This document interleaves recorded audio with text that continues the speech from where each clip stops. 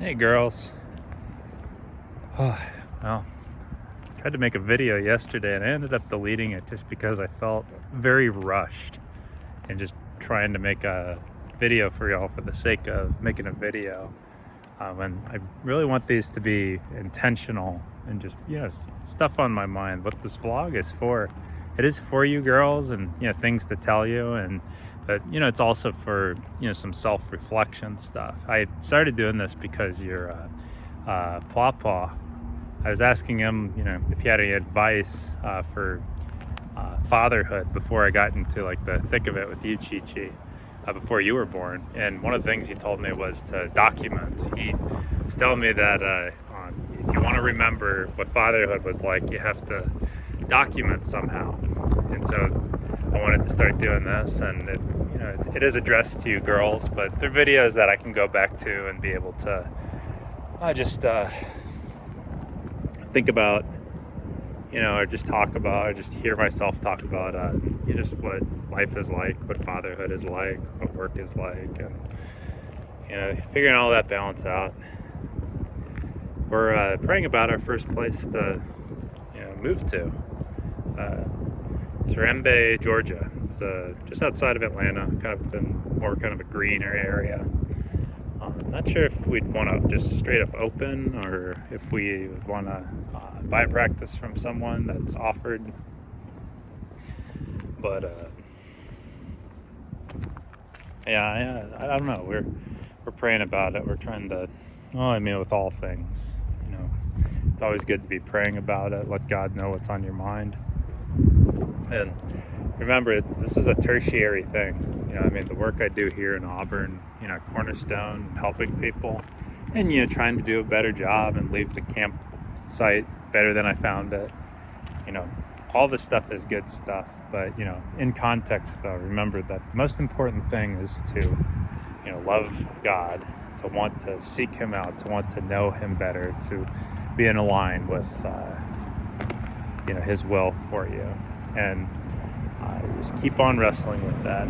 Keep trying to get to the bottom of that. Keep trying to just seek out His truth, and don't be afraid to go after it.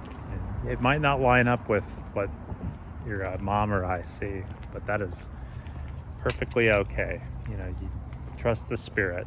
Think well. Bounce ideas off us too. You might learn something. You might disagree, but just take ownership of it. Taking ownership is a good thing to do. And then the second thing before figure this out is just love the people around you. You got a lot of people in the Auburn community. You just, want to always look for ways that you can serve, be kind, and, you'll discover your gifts and what bring you joy. And the best thing you can do is learn how to give those gifts back to people and to exercise those gifts that way. You're doing those two things. You're doing the far majority and the more important things right. This moving and thinking about opening up an office, it is important. It is serious. It is a big move, and it is something that I think is good. No deciding yet. We're still praying about it. Still trying to think if this is going to be a good place or not. But no decisions yet. I might talk about this more in the future.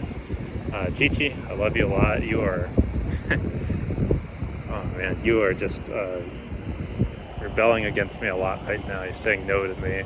You're throwing tantrums if I tell you we have to do something or something else and you don't want to do it. And I can't. This is just kind of a season right now where I'm doing a lot of disciplining, and I don't like it. It's just the one is just like perfect, fun relationship, father-daughter relationship.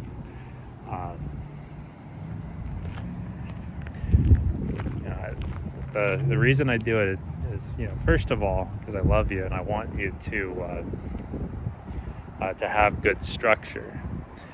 I always tell you after we're done with a timeout or something that I point out that you can't disobey us right now.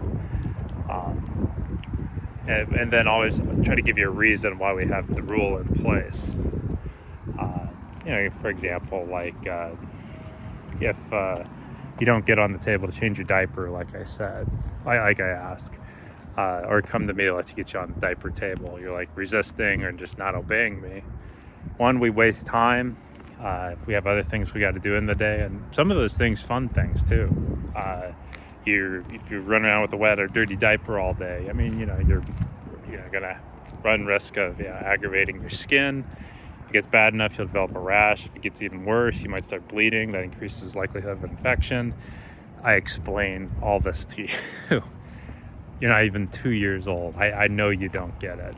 But it's more of just an exercise for just letting you know that, like, we don't make up these rules for kicks and giggles. I was, this is stuff I still learn too. Now, you'll get to the point in your life where, you get to more responsibility, take on your life more and everything. But you never stop learning and start, like, modifying. Like, one thing your mom and I, don't do, I think don't take seriously enough is get to church every Sunday. Remember the Sabbath and keep it holy. What does that mean? I'm not going to answer that, but it's something on my mind right now. In conjunction with that, there's a book called Disbelief by Michael, I can't think of his last name. It's like Havas or something like that. I think it's a German name, but he tries to answer the question, why are some people atheists? He's atheist himself, and it's just a genuine question. Why am I like this? Why do I genuinely not believe in a God or religious belief? And he finds that, originally he thought it was because he could rationalize better, but he found that that's not true. It's not a good predictor for, if someone becomes atheist or not. And so he kind of turns the question on its head and instead tries to answer, okay, I can't find a lot of information on this. So instead, I'm going to try to answer the question, why would people believe in God or be religious? And the big one was cultural consistency. What does that mean? Part of it is, are the people around you, going to church or practicing a certain thing at the church? It shows weight in that, remembering the Sabbath, keeping it holy. God, has that in place for a reason. One, I think it's for our general health. He has things for us there, and I'll get into that later. But when you show up to, the people that you influence and the people that you have a foot in see you doing that, increases the likelihood that, they'll, give this God thing a try, this church thing a try. I'm not going to say that you'll ever truly convince someone of it. I think the Spirit of God is at work in that. But when you obey and align, God can use you and can, just show a light, from his church to the people. So it's something that's healthy for other people too, falling in line with that. So part of that structure game. So, you're not alone right now in the learning and trying to fine tune and trying to, live a good, righteous life. Anyway, I think I've talked long enough on that. Evelyn, I love you. You're very easy right now. If we can time everything, you seem to sleep well, and you seem to just be laughing and kind of kicking along for the ride. You're only 6 months old, so there's not much to do other than probably start pureeing some berries and kind of mix that in with your meals now. I think it's about time for that. But otherwise, you're drinking milk and you're always smiles. So you're starting to get your poops regularly down. Digestion's working pretty good. So that's pretty smooth sailing right now. I'm looking to see if more of your disposition unfolding.